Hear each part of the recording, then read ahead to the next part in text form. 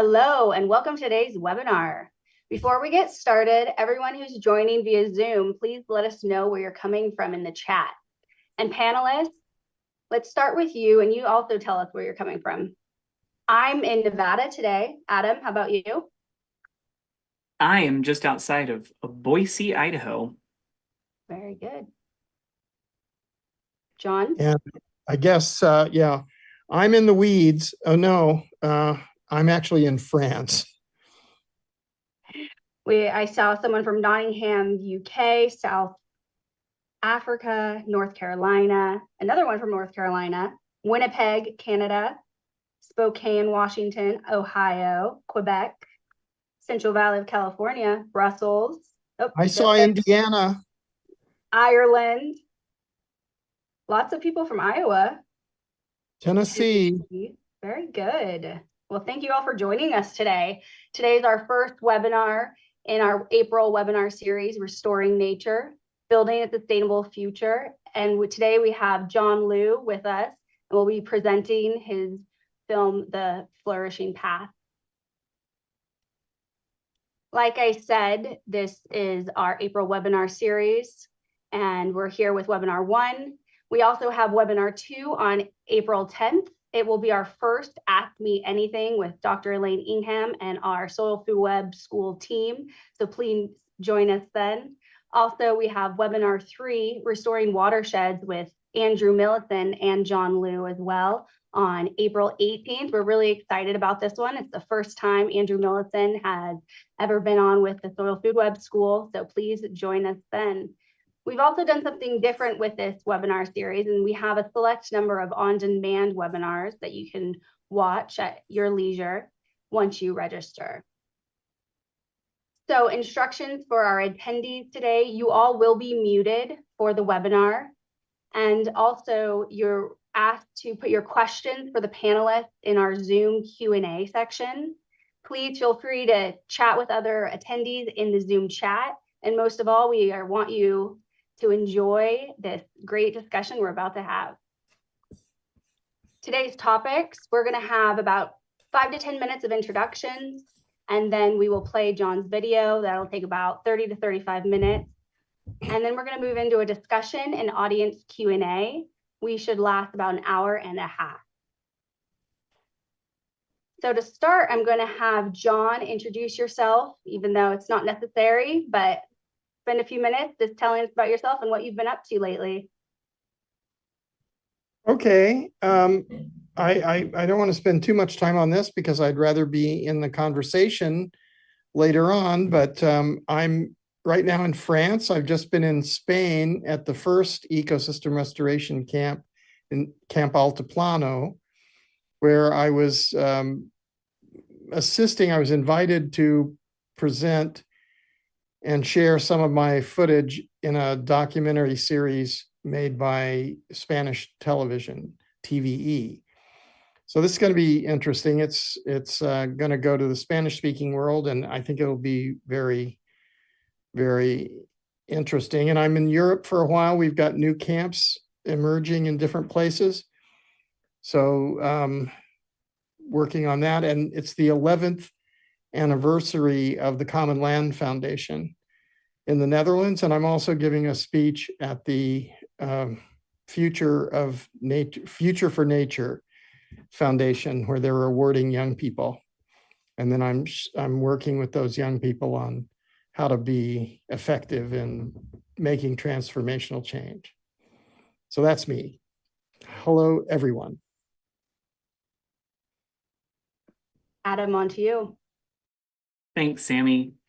I think some people in the audience will recognize me from some of the webinars that we've been doing. I've been here at the school for about 2.5 years now. I came from about 10 years in academia before this, and did a lot of research in the area of arbuscular mycorrhizal fungi in agroecosystems. So I primarily help create some content here at the school, give it a science overview sometimes. One of my recent projects is a vermicomposting guide that we're getting close to releasing. And I also get to be on webinars like this with illustrious panelists because I take a role as a science communicator, which also gives me an opportunity to go and spread, I guess what is my personal mission is to get people to be in awe of what plants and microorganisms are doing on this planet and how it's really their story. And we are here to help steward and guard the legacy of the rest of life on Earth. Lovely, thank you.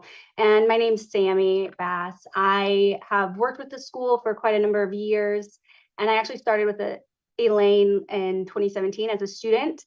And I am just really happy to be here today to help promote the change that we as individuals can do through ecosystem restoration and also focusing on soil biology. So we're just going to get right into it and go into the video.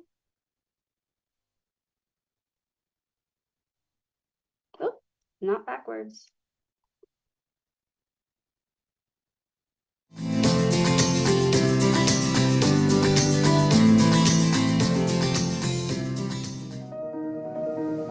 We know the result of ignorance and greed in human behavior and in human society. We're not yet fully aware of the result of knowledge, consciousness, and generosity. So that's the moment in history where we are. It's possible to rehabilitate large-scale damaged ecosystems. That's a huge, huge understanding.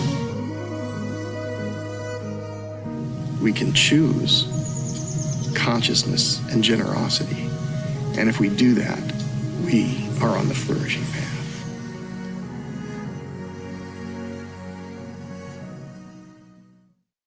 This is the headwaters of the Navarro River in Mendocino County, California. Last year and the year before, this river was intermittent. It didn't reach the sea. There were small ponds with salmon stuck. They couldn't go up or down. They were trapped in tiny pools here. This was following more than a decade of drought and several years of enormous wildfires. And this year, there have been multiple atmospheric rivers which have brought huge amounts of water to this area. Right now, there are people trapped in the mountains throughout California under huge amounts of snow. We're experiencing increasing erratic and extreme weather events, and this is predicted to continue. Earth systems are miraculous and wonderful, but it tells us something about human beings. Human beings have made so many mistakes. And basically, when you look at what's collapsing around the world, it's all based on human impacts. And so for us to have a different outcome, we're going to have to change. This is a time of change. This is a time of transformational change. If we are unable to transform human civilization at this time, we face catastrophic, predictable outcomes. There's no point in selfishness. It doesn't do us as individuals any good, and it doesn't do any good for future generations or for the earth. So we're at the point where we can understand that we're determining the future of life on Earth. Either we continue to degrade the natural systems and they fall further and further out of line, or we align our own understanding and our own behavior with what nature wants to do, what nature does naturally. And we look at the historical impacts that we've had, and we restore all degraded lands on the earth. And what's interesting and exciting about this is that as an economy, it's much more valuable than the extraction or consumption economies. This we haven't quite yet figured out. Now, when we understand this together as a species, when we all know this, when this is common knowledge,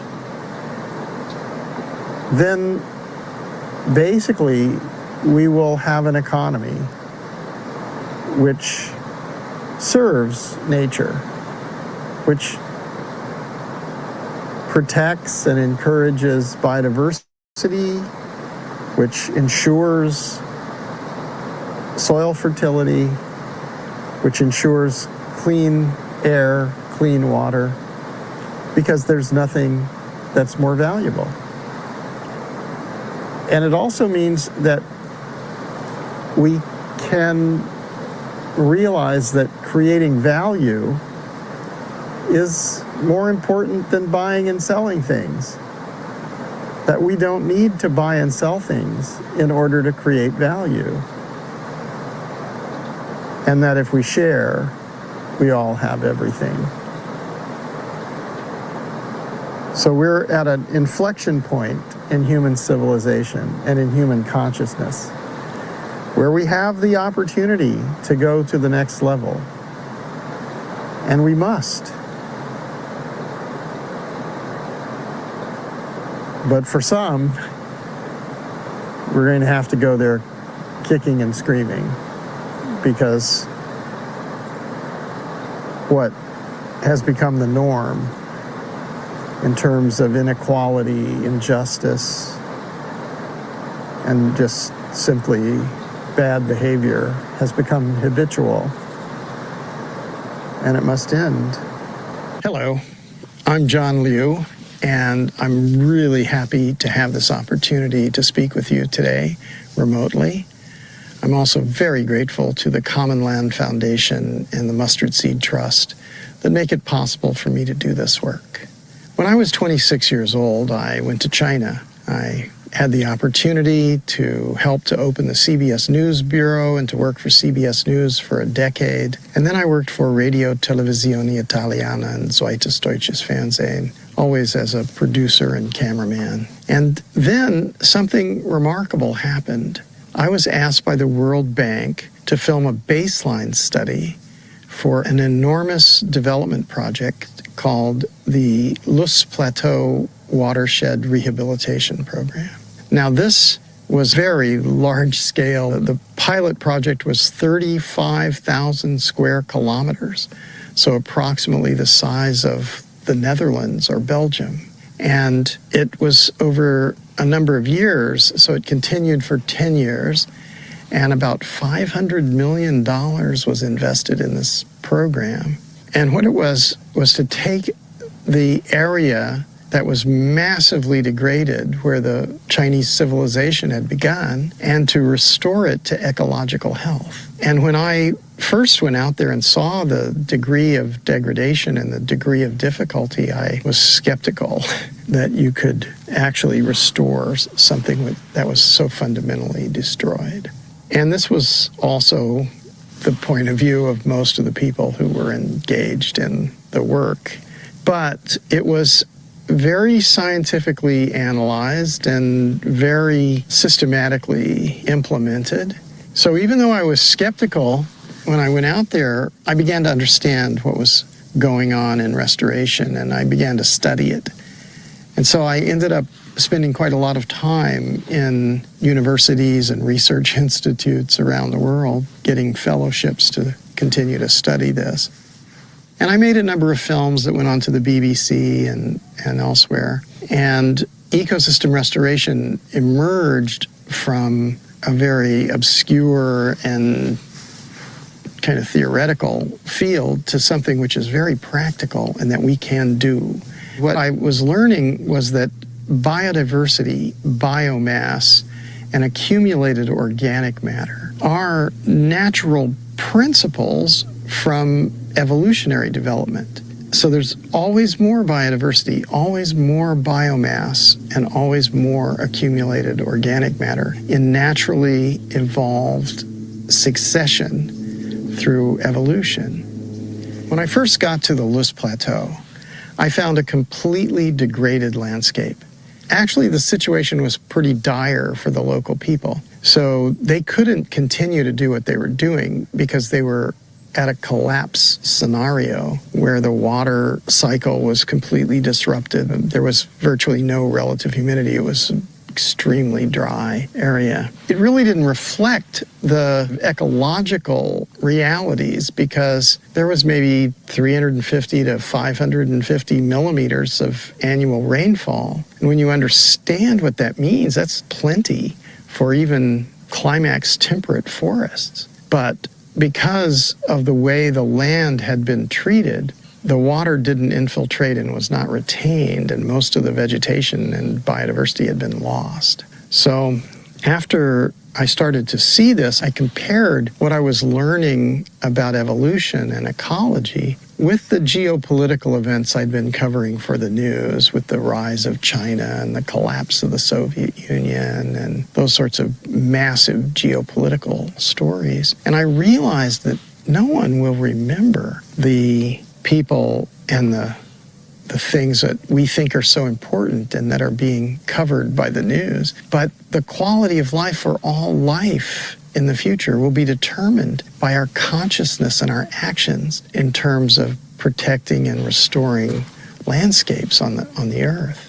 So I stopped doing journalism and I have devoted myself to understanding and studying and documenting and communicating about ecological function on a planetary scale. And I've been very fortunate to have a number of graduate level research appointments with very important different institutions around the world, and I've been able to go to 90 countries around the world and all continents and see how the natural ecosystems function and where are the degraded landscapes on the earth.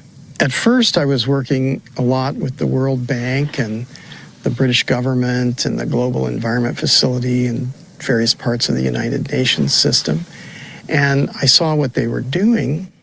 And I documented what they were doing, and I analyzed what they were doing. And at some point I realized, even though we know how to do this, it takes too long with this institutional framework, and we're not reaching everyone. And so I really wanted to see whether there was a way to engage very large numbers of people in this effort, and through this, address some of the larger historic systemic problems that we have. And I knew a lot about ecosystem restoration. You can go and see my films like Lessons of the Loess Plateau or Hope in a Changing Climate or Green Gold, or more recently we have just participated in something called Kiss the Ground. That's on Netflix and now on public broadcasting system in the United States, PBS, The Age of Nature. In the first episode, Awakening, they profile me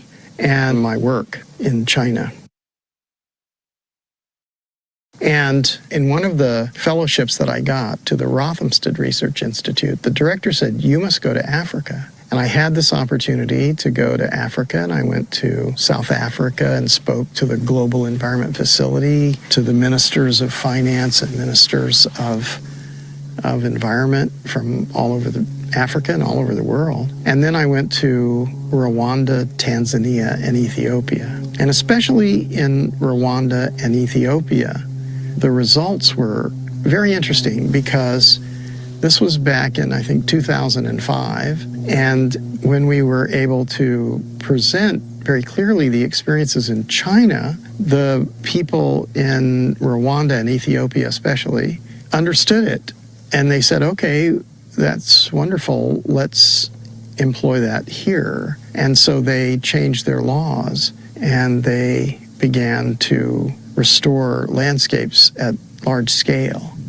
And now there's 15 years of data on this, so you can actually go and see what the results are. And the results are measurable. So you're able to lower surface temperatures on the surface of the earth. You're able to restore vegetation and restore soils, microbial and fungal aspects of soils, and biodiversity. You can bring back biodiversity. The legacy genome is often waiting to reemerge if the conditions are right. And the people's lives are better. Their work connected to this is meaningful instead of being about moving, buying and selling things or out-competing others or trying to separate themselves from people who are less fortunate. As I saw this, I thought about the speed with which large-scale restoration was taking place. I realized that we're going too slow. And we're not engaging everyone in the effort. So I wanted to find ways to have everyone participate. And what ultimately happened was that I was dreaming. I would wake up in the morning and I would have had this dream that people were going camping and they were waking up and having breakfast, and then they were happily going out and doing restoration activities, and in the evening they were telling stories and playing guitar around the fire. And I just thought this was a kind of romantic dream, a vision. I didn't believe in it. And I thought I'd been making films for such a long time and about restoration, and few people watched them, and few people really, some people, it's not like nobody saw it. It made an impact, but it wasn't like it was a blockbuster and everybody suddenly turned and said, that's what we have to do. And so when I had these dreams, I didn't actually think people would necessarily respond, but I kept having this dream. So I kept waking up with the dream of people going camping and restoring the earth. So I wrote about it in Permaculture magazine, I wrote about it in the Cosmos Journal, and I wrote about it on social media. And suddenly tens, and then hundreds, and then thousands, and then tens of thousands of people started to basically say, well, we're having that same dream. We agree with that. And this was quite interesting to be in such a position, because I realized that this could happen. If we can imagine it, we can do it. So we started talking about creating ecosystem restoration camps. And back in 2016, we began to discuss it on social media with tens of thousands of people. And there was a lot of opinions and a lot of things back and forth, but it seemed like there were quite a few people who would be willing to participate in this. So we said, well, who would share to make this happen? Could we all share 10 euros per month, which would be about 120 euros per year, which is really just a couple of cups of coffee a month at the going rates now. And so when 1,000 people pledged to give 10 euros per month, then we created the first foundation in the Netherlands. Now there are two foundations. One is in the Netherlands and one is in the United States. And there's also plans for other foundations in the UK and elsewhere to be able to accept donations and provide tax relief for people who have too much money and want to get a tax deduction. They can give money to these nonprofits. And then that money can go to ecosystem restoration camps around the world. And what's happened in the years afterwards, we've gone from first building these foundations and creating a team to promote this, to building the first camp in Spain, to building the second camp a year later in Mexico, and then in the third year to have 21 camps, and now to have 37 camps in 6 continents, in places like Guatemala and Kenya and India and Thailand and Brazil and Morocco, Somalia, Egypt, etc. So in each of these camps, it's possible to make breakthroughs. And if breakthroughs are made in any of these camps, then all this information goes all over to the other camps, like a mycelial network. And it also empowers people who generally are not the experts in the field. They're the people who have lost their livelihoods as small farmers. And many of these areas around the world are being deserted as well as desertified. So they're in Spain, the first camp was made in what's called territorios abandonados, where the young people have all left to go to the urban areas, and the old people have rather destructive traditions of using tillage and chemicals and so on in agriculture, and the place is just pretty dry and destroyed. So what we found is it's possible there to bring back young people who are interested in restoring these areas, and it's a great way of life and it's a lot of fun. So this is now happening more and more, and I encourage you all to join the ecosystem restoration camps movement. It's very simple, it's not onerous, and as you help to build these camps, then you'll be able to go to these camps and you can see what we're doing in terms of earth architecture and water harvesting and nursery systems and food forests to feed the people. And this is all done by self-organizing, self-governing, autonomous camps around the world. So that the main thing that the foundation is doing is to link them all together and encourage them. And when they need financial support or they need knowledge, we can help to provide that. And if they need, say, specific volunteers, trainers, permaculture designers, or natural building experts, we can arrange to work together with the local camps. In order to do that, we can also film this, and it can be used around the world. So these are all the things which are happening now, and I can tell you the people who go to camp, they really have a good time because it makes sense. Suddenly, we're all doing something that we understand why we're doing it, and we have this shared intention. We all know that we want to have a fully functional, biodiverse Earth, and that we want to make sure that our children and future generations of life of all kinds have a high quality of life. So this is a way in which we can do that. We may even be able to change the economy, because gradually as we do this, we start to see, oh, the water comes back and the vegetation comes back and the natural weather regulation and climate regulation comes back. And when that's measurable, when that's possible at scale, then it's impossible to deny that that's more valuable than buying and selling things that end up in the trash. We think that ultimately this will have a really big effect. Plus, maybe we can address the refugee question and the question of the homeless and the hungry. And we can give people basic incomes and meaningful work and make sure that they're healthy and in a community that cares for them.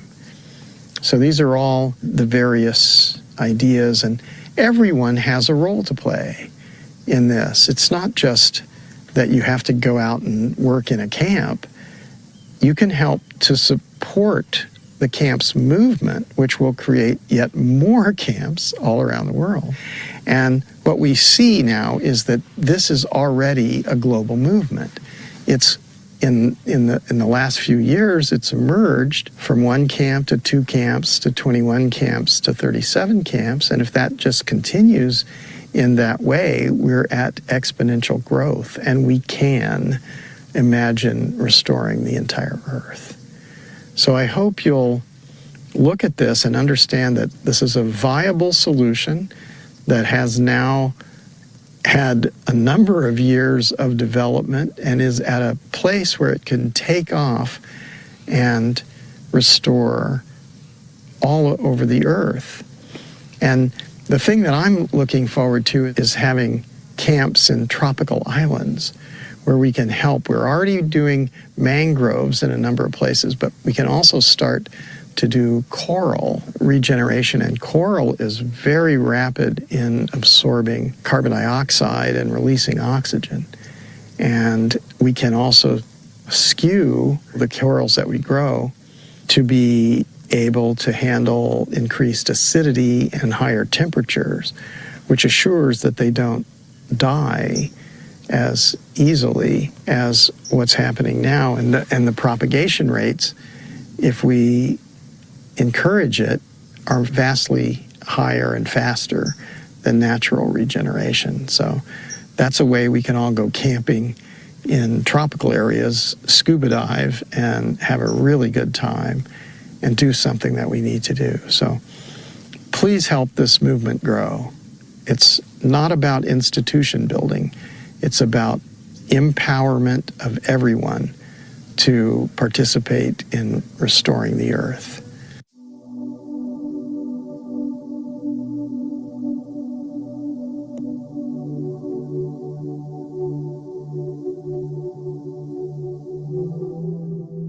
Hello, I'm Jane Goodall. All the years I spent observing wild chimpanzees, our closest living relatives, made it so clear that we're not, as many once believed, the only sentient beings on the planet. Helped us to understand that we're part of and not separate from the wonderful animal kingdom. I acknowledge all of the creatures who I consider my relatives. Those are the animals. Doesn't matter what kind of animal. And I also recognize all the different plants that are my relatives. And yet, we are different, aren't we? And the greatest difference, I think, is in the explosive development of our intellect. Isn't it bizarre that this most intellectual creature that's ever walked the planet has been for years destroying its only home, Earth? How strange we haven't learned to live in peace and harmony with the natural world and with each other. My name is Alexi Sagona, and I'm a member of the Amamutsun as well. And I'm a PhD student at UC Berkeley in environmental science, policy, and management. That vision to kind of restore the landscape, restore our culture, and heal has been something that's been like the foundation of what I'm trying to build my research upon. We had an elder who said that our people are going to suffer for 7 generations and then things will get better. And so I'm the 7th generation.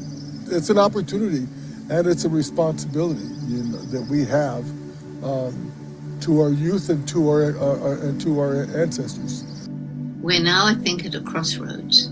There is a window of time when we can, if we get together, start to heal some of the harm that we've done. But it's not a big window, and it's closing.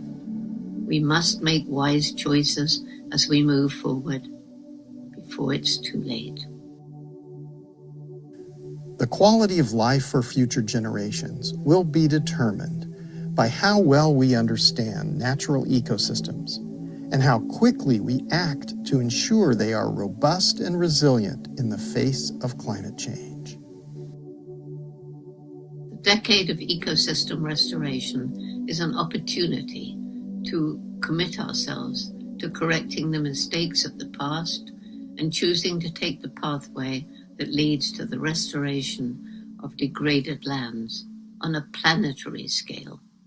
I have witnessed that it is possible to rehabilitate fundamentally degraded landscapes, including those that have been degraded over vast areas and over long historical time. The idea is more diversity, more abundance, more fertility, bringing all the ecosystem properties back. And that can only be done if you have the full complement of species. And that's what we're attending to here, is all the life forms. In my many years of advocacy, I've stressed that every individual has a role to play and makes an impact on the planet every day. And that we can choose what impact we make. We can choose how we treat people, animals, and the environment. We can take action, consume wisely for conservation, think about our ecological footprint every day. It's not about institution building. It's about empowerment of everyone to participate in restoring the earth. wherever you are in the world hearing this message, you have the right to grow food where you are. And that is a power that nobody can take away from you. This place 4 years ago was just grassland, a very dry and compacted soil due to grazing land, and now it's a thriving syntropic farming system. How we are dealing with the restoration is a planting of the coral reefs through some structures that we make on the mainland, then put them or plant them at the ocean. In result, the coral reefs have brought about a good stock of fish for the fishermen around here. Our work at Camp Doku is all about growing bamboo and vetiver grass to provide the resources to recharge water. Because of deforestation and conventional agricultural practices, this landscape has turned into highly degraded one. Through regenerative agriculture, agroforestry, and reforestation efforts, we're reversing this. Using goats and permaculture tenants, we are hoping to turn this thistle scrub brush into an eco-farm for the future. Hi. Shalom. Jambo. Bonjour. Hello, everyone. Greetings. Hi. Namaste. Hello. My name is Ronald Kavoye, coordinator Camp Human Nature in Uganda. Camp Altiplan in Spain. Belgium. Thailand. Guatemala. Egypt. Ireland. Turkey. The UK. To restore the land, we must re-establish our connection with the land. We must remember we're part of the natural world and depend on it for food, water, clean air, shelter, everything. And we must restore our spiritual connection with Mother Nature. We must work together, each in our own way, to create a better world, to live in peace and harmony with each other and with all life on Earth. Our planet is in crisis, so let's make use of the window of time that we have. Let's get together to restore that which we've destroyed, for the health of the planet, for our own peace of mind, and for future generations. I really, truly hope that you'll join me and all the others who are choosing to take the flourishing path.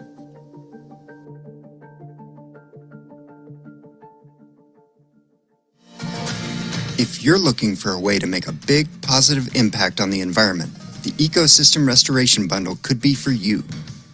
Whether you're a farmer or agricultural professional looking for a way to transition to regenerative ag without harming profits, or someone looking for an impactful new career as a soil food web consultant, lab tech, or compost producer, or if you're someone who is really passionate about ecosystem restoration, this bundle has a lot to offer you. We've put together 4 really powerful tools that will help set you up for success, enabling you to make an impact on the soils and ecosystems in your part of the world. Tool number 1, the Soil Food Web Foundation courses, where you'll learn all about how soil functions on a biological level.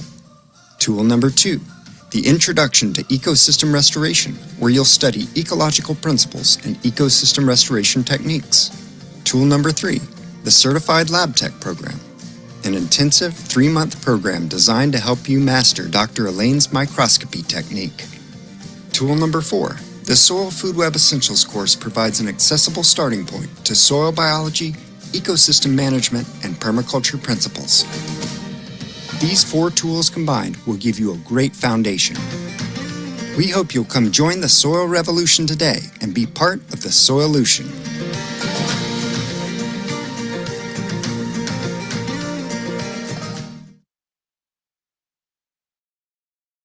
You again for creating that. For our soil summit last year, actually from the Soil Region Summit of 2023. So John and Adam, you're back, very good.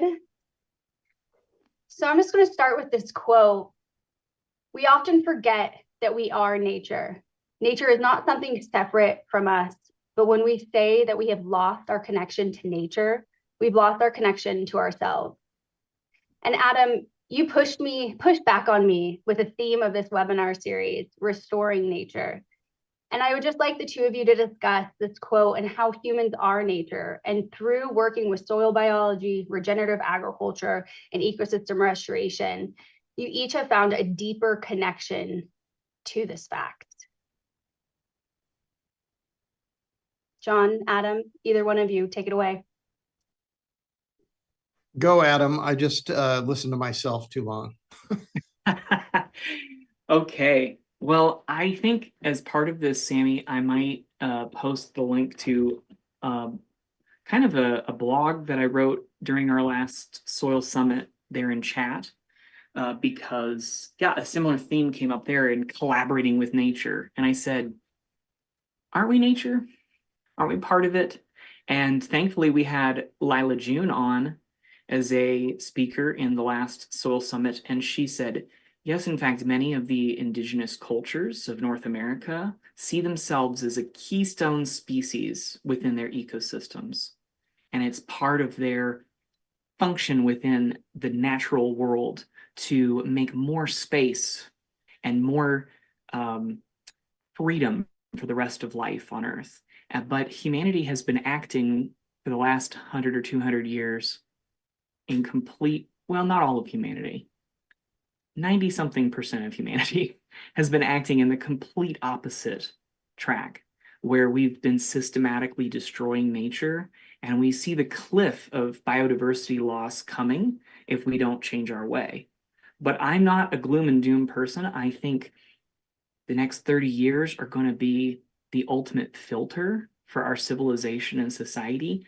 Can we rediscover this wisdom that we are part of nature, and that part of the joy of being human is to support the rest of life in our biosphere?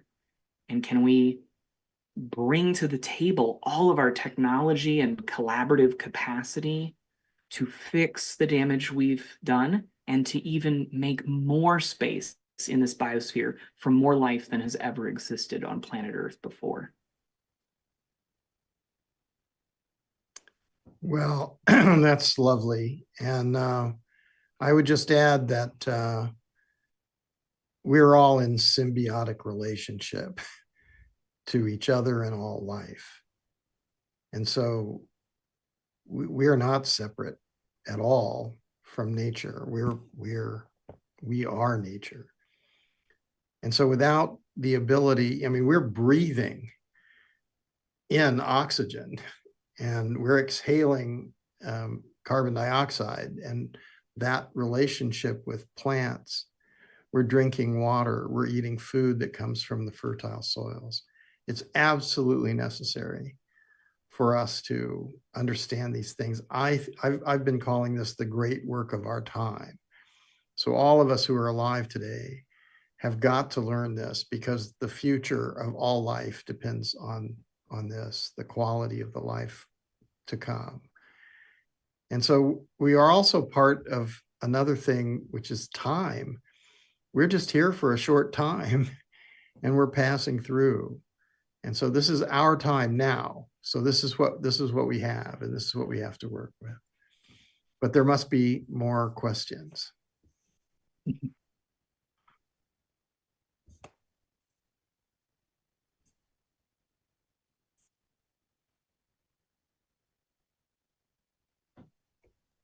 Oh, Sammy, you're muted. Thank you. Thank you. So the first question we have for you two: the UN General Assembly has declared 2021 to 2030 as the decade on ecosystem restoration. In your perspective, are we on track with meaningful progress in restoring ecosystems globally? John, I'm going to hand this one off to you. Okay. Well, you know, the one thing that we can say about the United Nations is it's the only United Nations that we have. And it's critical that we have, at a time when there's active wars going on and so much discord and unhappiness and degradation, we really need a United Nations. But we also have to understand that it may have ulterior motives or other purposes, because these institutions, like the United Nations, they were all created after World War II to maintain the status quo, the spheres of influence, and also to maintain the peace. So I think it's important to realize this, but what we've seen in the ecosystem restoration camps and communities movement is that people can do things, and people can also often do things more efficiently and more effectively. And no matter who is theorizing or managing, all people need to get involved, because really the landscape is reflecting our understanding. And if we don't understand how it works and we don't act in harmony with it, then it's further degrading. And it's already been degrading for thousands of years with human impacts. And you can go back and just see, until evolution, through evolutionary time, before human history began, there was constantly more biodiversity, more biomass, and more accumulated organic matter. And it's been exactly the opposite since then, always less. And now we have all these problems, and that's because of this. And the wonderful thing about going out and learning about the restoration in the upper and middle reaches of China's Yellow River was that, wow, you can actually restore large-scale degraded ecosystems. So if that's our intention, and we understand how to do it, and that's our intention, we can't fail. But if we continue to believe that the purpose of life is to go shopping, then we're in really bad shape. So now's the time for us to change. Yeah, I completely agree with that, John. And I love the way that you always recenter this discussion in the social, because we humans are a social species, and we have the power to destroy the world only because of our collective capacity that has built up over time. If there were just a few of us, like there have been at some points in history, we could slash and burn and then move on, right? And then come back years later, and the land would have regenerated itself. But we can no longer do that with so many billions. And I think about the fact, you may notice that there's a little dog behind me here. One of my favorite scientific theories is that in Paleolithic times, humans learned how to collaborate with each other partially by watching the success of wolves as pack hunters, by recognizing that by taking different roles and responsibilities and dividing the task up, that we could be more successful together. And so that's where there's a lot of reasons when you look ahead to 2030 to potentially lose some hope about how dire the situation is in our world. And yet I say, but look at us and what we could do if we changed our relationship to each other and our relationships to the rest of life on Earth. It is not an insurmountable challenge. Wow, that's very well said.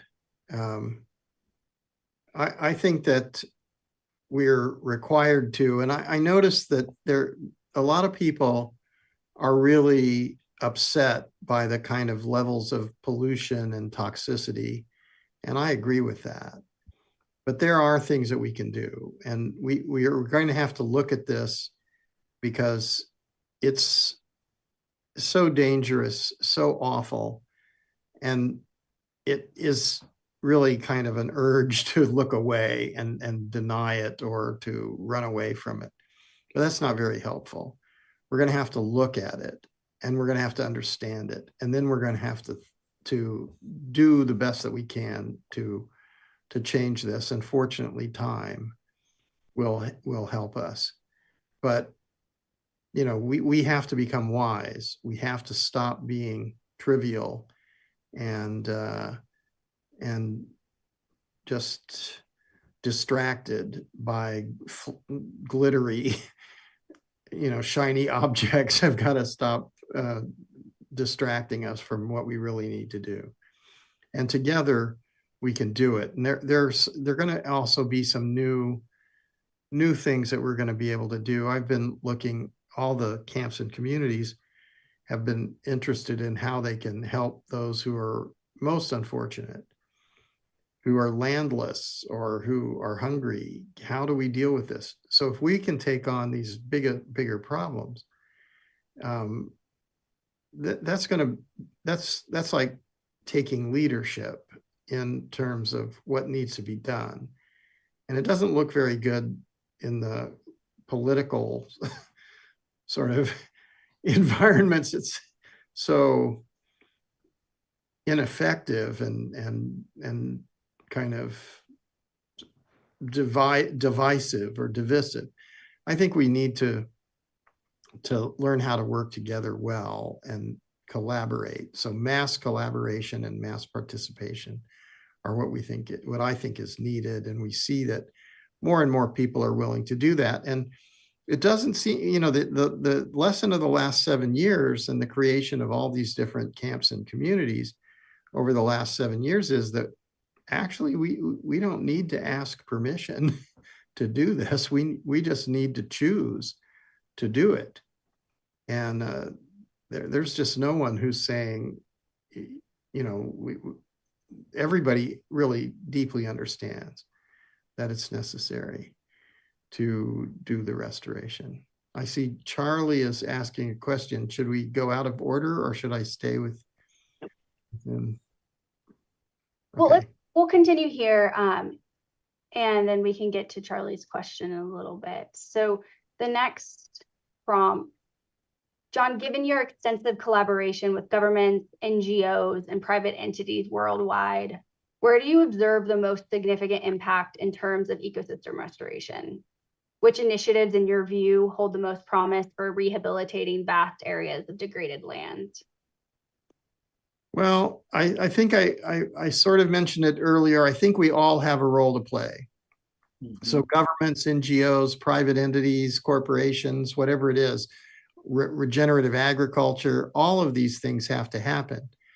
But I think that there are some things that we are seeing which are not really well understood in the public. Maybe people who are working in ecology or restoration kind of see agriculture differently than people who, in fact, I've seen even people in development agencies who believe that agriculture is nature, but actually agriculture is a massive degradation and changing. And when it began, it wasn't started by a PhD agronomist. It was more like a Neanderthal with a sharpened stick who was more interested in expressing a monoculture because he could see the seed pods and that's what he wanted. And all these other plants that were there, he didn't really know what they were. So he took his sharpened stick and he killed all the other ones and then he spread the seeds for the one that he wanted. And so he created monocultures and plowing at the same time. And for thousands of years, people have followed this and the machines have gotten bigger and bigger. Now you have a single guy driving over vast areas. It's horrendous. And when you study ecology, you start to see that this evolutionary succession that led to a climax equilibrium created canopies, the highest of which were maybe 400 and more than 400 feet in the air. And the oldest trees, some of the oldest giant trees are like 4,000 years old. But there's only 3% of those left in coastal Pacific forests. So that's bizarre.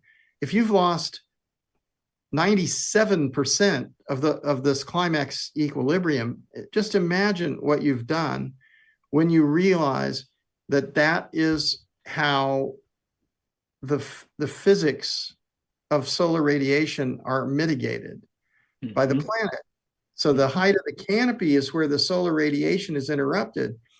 And now when you remove that, if that's over 400 feet high, if you remove that and solar radiation is directly hitting the surface of the earth, you're raising the temperatures and you're allowing very serious solar radiation to hit the surface of the earth. We use UV radiation to sterilize things. And, if we want living soils, we better not sterilize them. We need to have living soils. We need to have organisms that live in this. And so when the temperatures are elevated, it also alters the temperature differentials cause wind changes, wind direction, wind speed, and they create they even create vortex activities. So you can, now we see, I noticed people are talking about fires.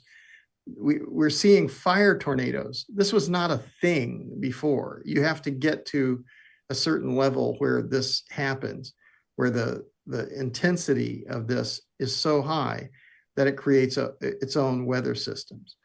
But if you expose the soils, imagine over evolutionary time, we're talking 3.8 billion years, and total coverage of the earth. I mean, the Sahara Desert was a breadbasket for the Greeks and the Romans and the Egyptians.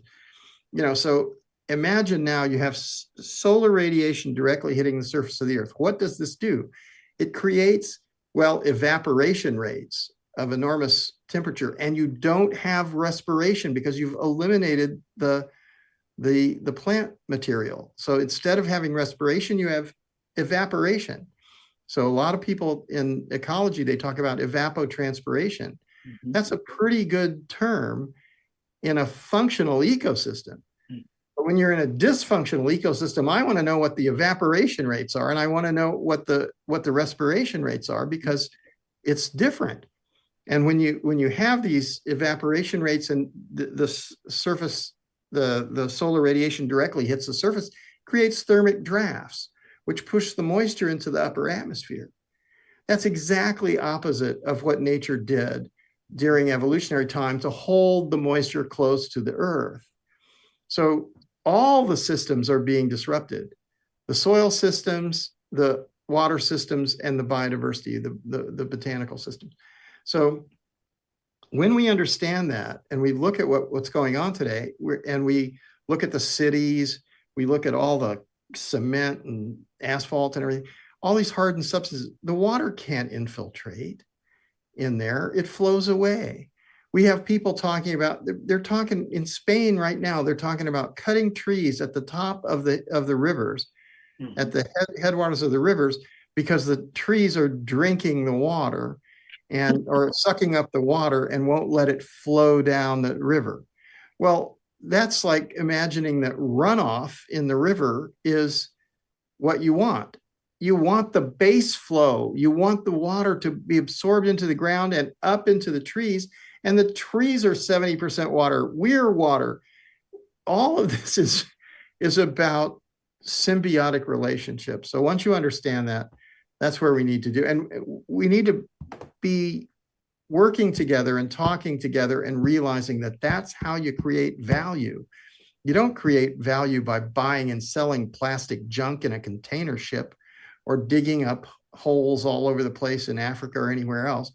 And this technology, while good, is okay, but we need to be very careful with what we're doing to the earth. And it's not, if we have this technology, let's use this technology, but let's be very careful, because it has to be very carefully recycled.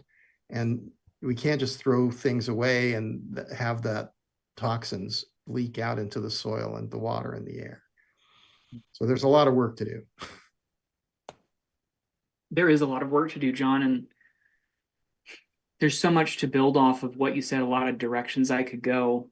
I think a lot of folks in the audience today will be interested in learning the emergence of the link between soil health and human health.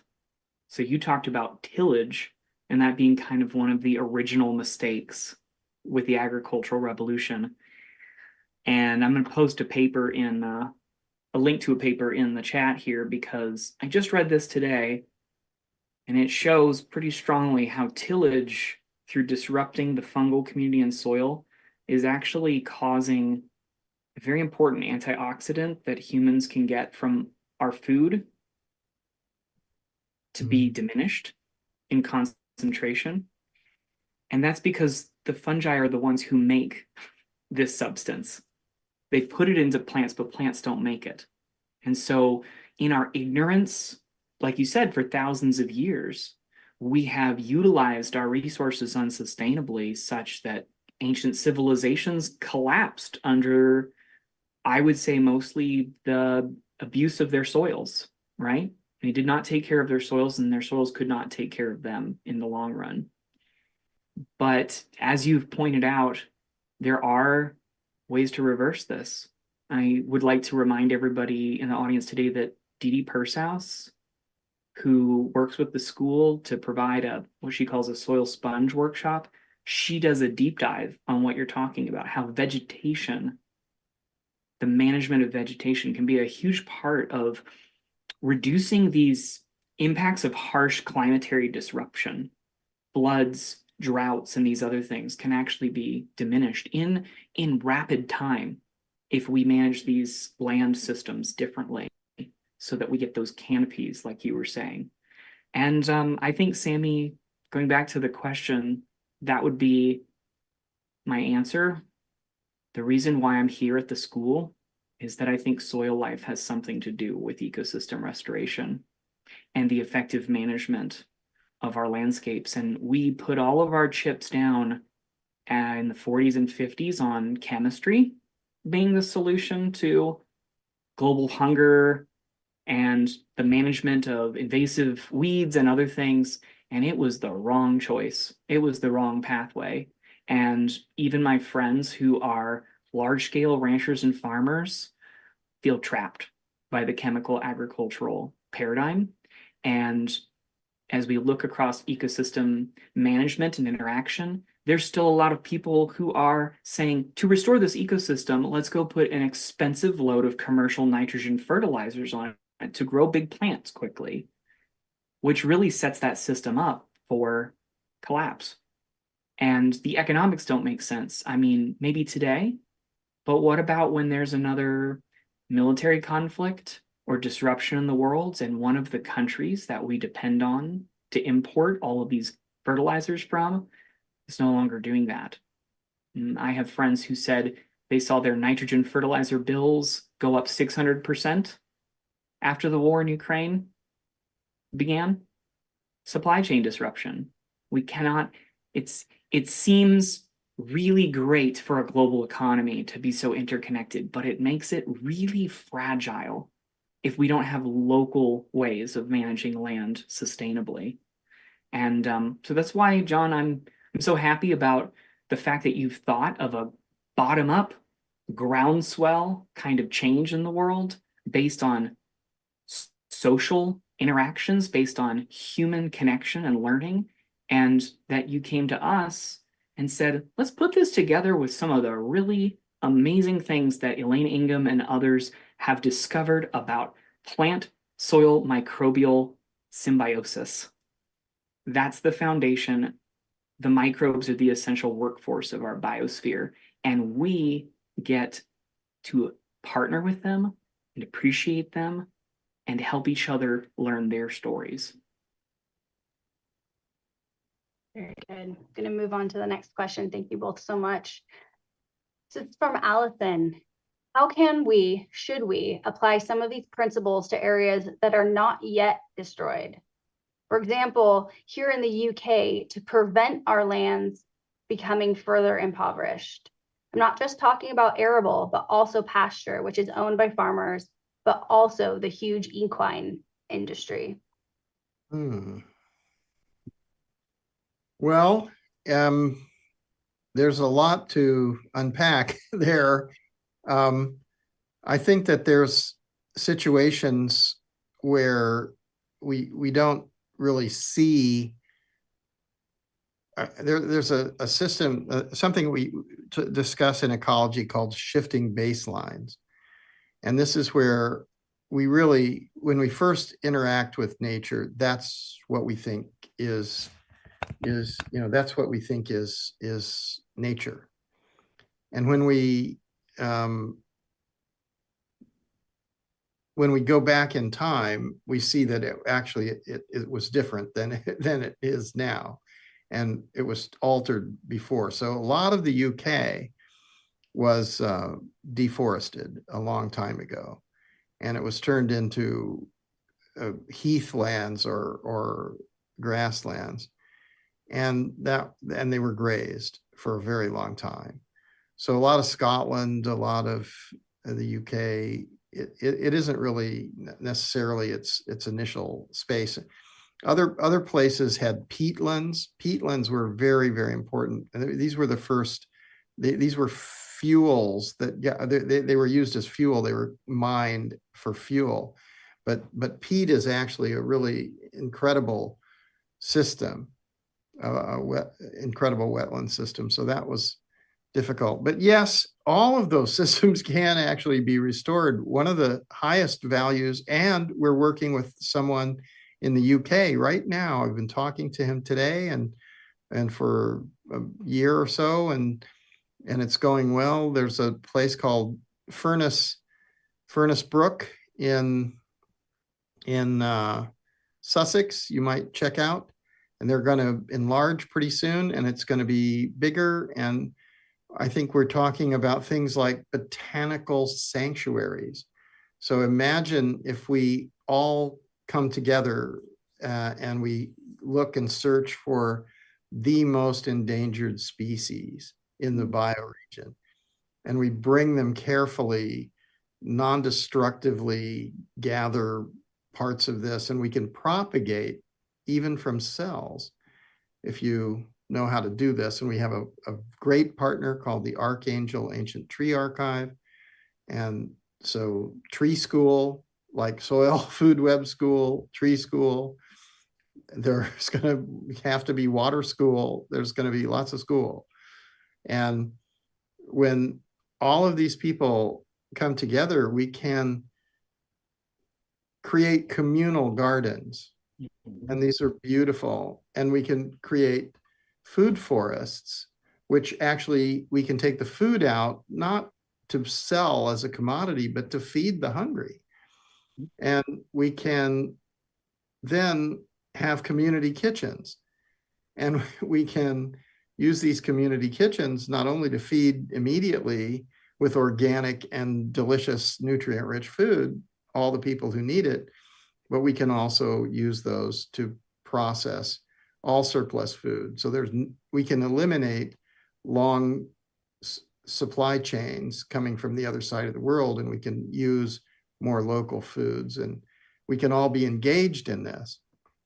And when we finally realize it, our economy or our lives are not determined by the existing economy. They're really determined by the water and the air and the soil and the biodiversity.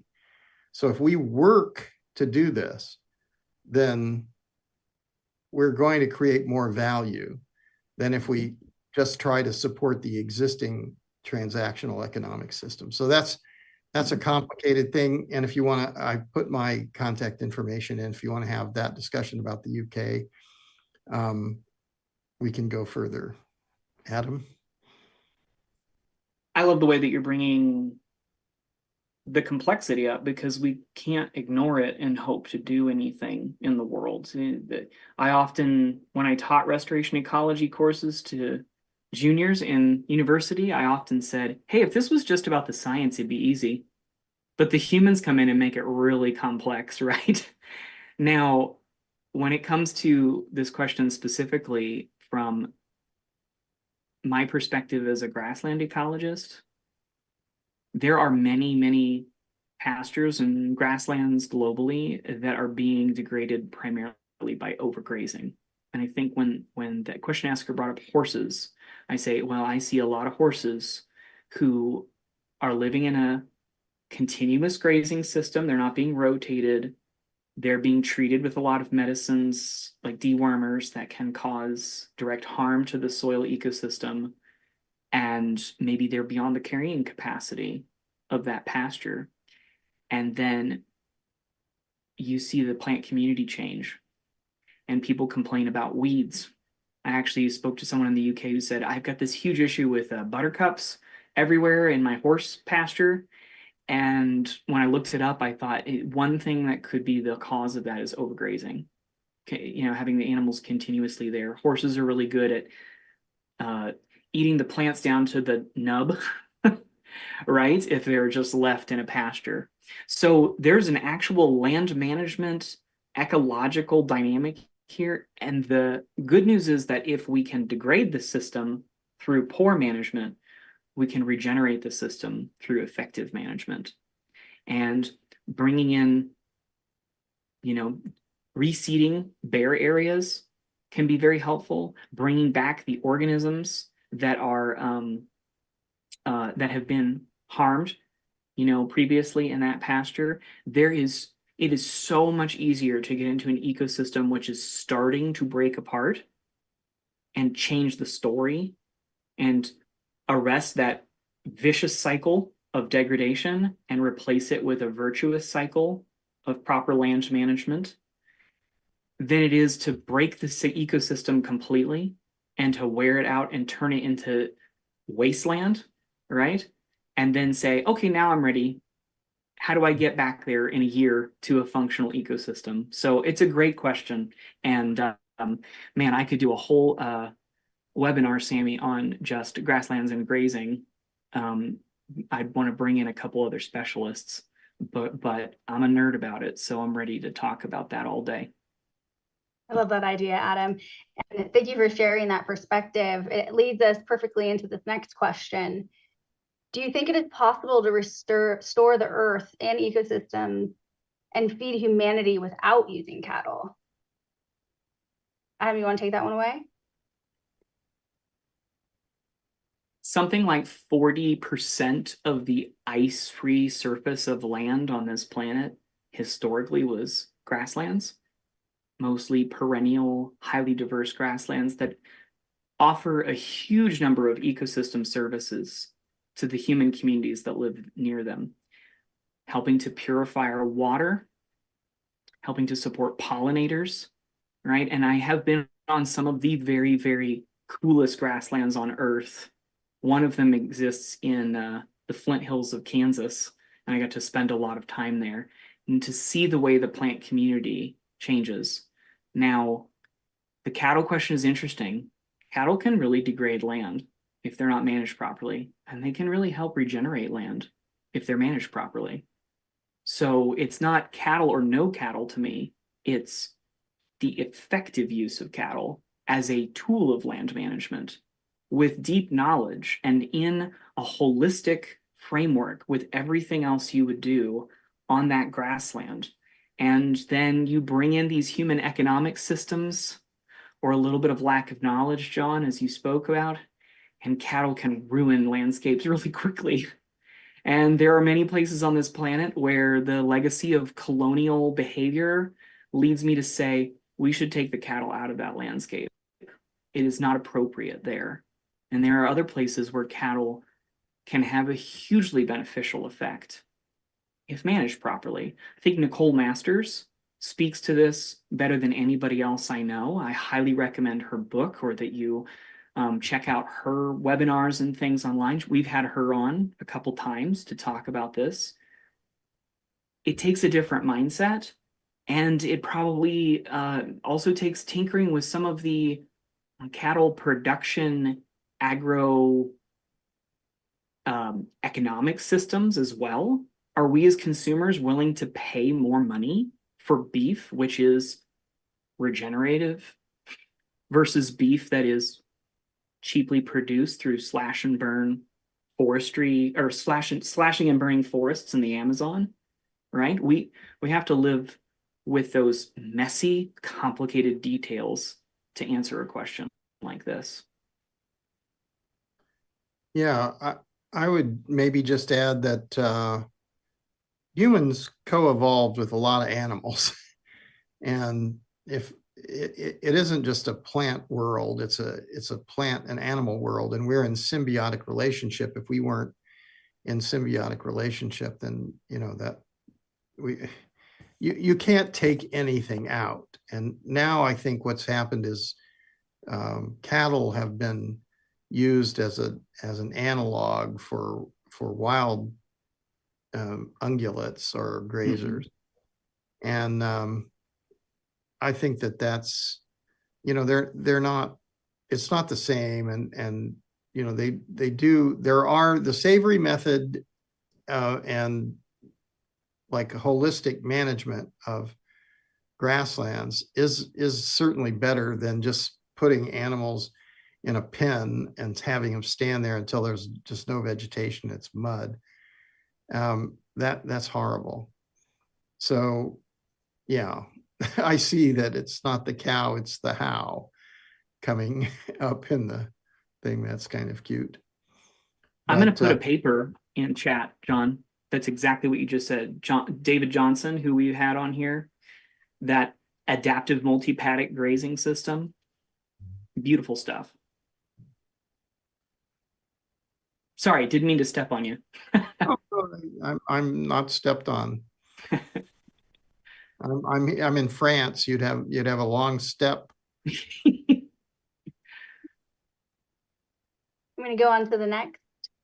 I'm an amateur conservationist currently working on a project to help showcase different wilderness areas as a way of promoting local conservation efforts. What role would you say ecotourism has on our local ecosystems, and how would we better connect nature-based activities and hobbies with conservation in a way that has a lasting impact? Thank you for the question, Damien. If I could lead off on that, because we've just been talking about something like this. One of the things that is also being discussed in the UK at Furnace Brook and in other camps and communities around the world is the use of kind of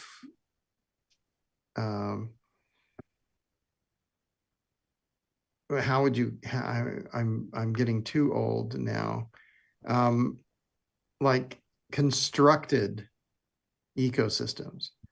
So if we can go into deserts and set up domes, for instance, and control the moisture and grow the diatoms and algae and then really create soils and use passive solar desalination and use growing of halophytes, we know we can grow soils in the desert, and we know that we can use these kinds of controlled environments to create nursery systems of the legacy genome. So we can make everything available, water, soil, and genetics, and start building this. And that's one of the things that we're looking at in the Middle East. And I think it's hugely important, because we have to realize that we don't only have to do this in places where it's really sort of easy. We have to do this everywhere on the planet at the same time, simultaneously now. So we have to work locally, but we also have to work simultaneously all over the planet now. And so this is a conundrum. You know, this is a wicked problem that we have here. And what we really need to realize is that the energy and the intelligence and the imagination of humanity needs to come together around this issue. And if we can do that, then we have everything that we need to make this happen. If we can't do that, then we're completely separated, and we're not going to be able to do this, because the majority of people are driving to the box stores to buy gigantic amounts of stuff. And we somehow need to realize that that's not actually supporting our lives, and that's not really sustainable. We need to focus on the real things that give us life and that are going to determine that our children have a quality of life which we want them to have, and that's better than ours.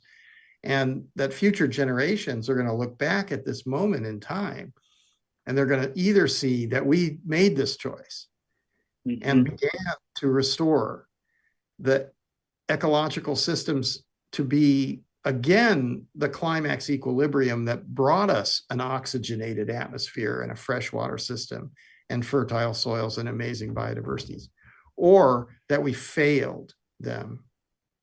And, you know,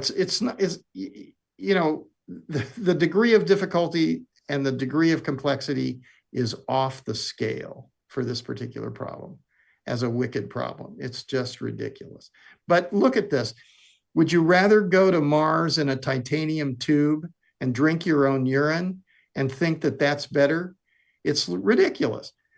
We live on the earth. This is the only planet we know of that has an oxygenated atmosphere, fresh water, fertile soils, and amazing biodiversity. We live on the earth. We're so blessed. We need to understand what that means. And we have to act on this. It's our responsibility. Our children, future generations of life, all life in the future depends on this understanding and this action.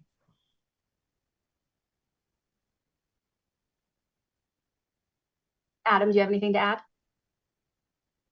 I love what I'm hearing. When you talk about a rocket to Mars or the moon or whatever, I thought about there was some. I don't want to put anybody on blast here and get this wrong. I think it was a UK submarine that shot off a test missile the other day, and they report on the news how many millions of dollars that test missile, which by the way didn't work properly, cost, and that's for warfare. So we're doing worse things than trying to go to Mars. We're trying to figure out how to blow stuff here up on Earth and blow people up here on Earth more effectively. And I really wish we could divert a fraction of those resources into landscape care and human care, which are connected. Well, as I approach 72, and I look back over a long life as a journalist and as an ecological researcher, I have to say, the majority of people on the planet are wonderful. Mm-hmm. And I think we need to bring everybody together, because it's not going to work to confront the extreme elements who are at the edges, but they are such a small minority. We need to come together as a huge majority and say, we're going to restore the earth. And not only it's our right, it's our duty to do this. And we've understood this, and we've been told this by every spiritual leader that's ever been around. And, once you give it some thought, you can't not know this. Once you understand it, you cannot not know this. We have the power to do this. We have the ability to do this. We have the responsibility to do this. We must do this. And so we must figure out how to come together to create systems where we can all live. Everyone has a place to live. Everyone has food to eat. Everyone has meaningful work to do. Not just, we're not workers. We're not here to, when did food become a commodity? When did you need money? That's an invention. We created it. We didn't have it before. We were, if we were walking around naked, well, okay, here we are, but, we need to figure out how to take care of everybody. So my recommendation is, in small groups, we can work together to create community land trusts, and we can stop with, I own it, this is mine. I'm going to die. My body is going to just, how could I own the earth? The earth owns me. Mm-hmm. And so if we can make sure that everybody is fed, everybody has a place to live, everybody has meaningful work, and they're all part of the ownership of their lives. They are sovereign individuals. They have free will. They have the right to life, because they were born. It's their birthright.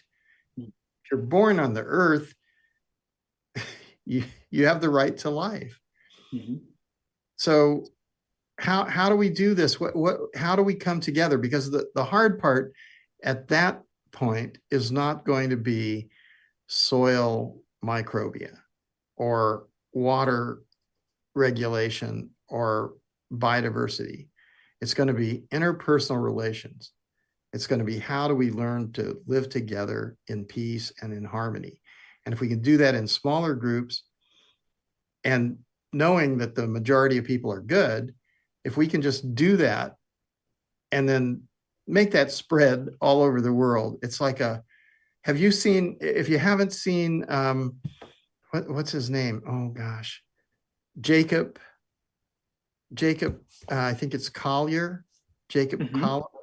Have you seen him? He's a musician. Go look up Jacob Collier and look at what he's doing.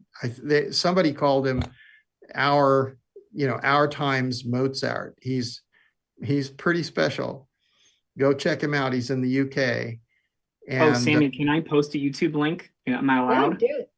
Okay, because he's got a new song, John. If you haven't heard it, Bridge Over Troubled Waters. Oh, it's the most beautiful thing on earth.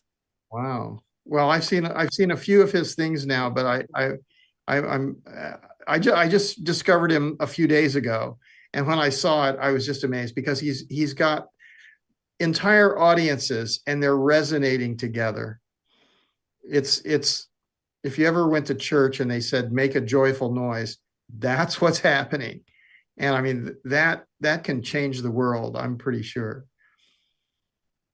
I agree. I sent it to all of my friends and I said, this is the best piece of music I've ever heard in my life. So yes, thanks for as bringing one that of those up. friends, it was beautiful. Well, we're nearing the end of our time here together. Before I share screen, John, you have shared with us so many bits of wisdom, as you always do.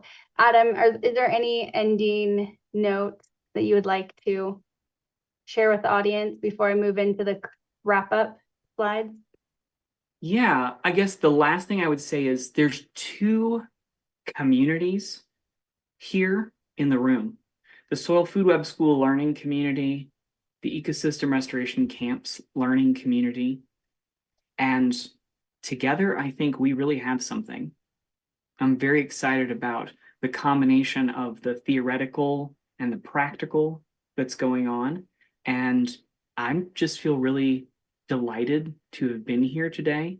And John, been a fan for years, so thank you for sharing the stage with me. I'm going to share about the remaining webinars for April, which will be the Ask Me Anything with Dr. Elaine and team. Adam will be there. And then John is coming back with Andrew Millison on April 18th. It's a very exciting webinar. We hope you all will join us. And then just a thank you to everyone who sat through this hour-and-a-half webinar. John, I love when I get to ask you to come and join us. You are such a great guest every single time. I'm reinvigorated to get out there and do good work and to work with ecosystems. I'm constantly thinking about what I can do personally, and love the movement that you've started with ecosystem restoration communities. Adam, always a pleasure to have you as well. You're a staple on our webinars. Please, if you do not already, follow the Soil Food Web School on Instagram, Facebook. You can also subscribe to our YouTube channel. Ecosystem Restoration Communities also has Instagram, Facebook, and YouTube. We've shared their links in the Zoom chat. These replays of all of our webinars will be available on YouTube and also our in-house webinar platform, which you get the link to via email. So thank you all. John, Adam, any finishing words before I end? Well, such a great thing to work with you, Sammy. It's always a pleasure. And Adam and everybody who comes on to this thing, it's so sweet to see how many people come and from all over the world. Thank you so much. And feel free to contact me if you want to. Nobody's beating down the door to the 72-year-old guys. And if anyway, you'd have to find me, because I'm I'm somewhere in France or Spain or the Netherlands or China or somewhere. So be well and happy, everyone. Thank you.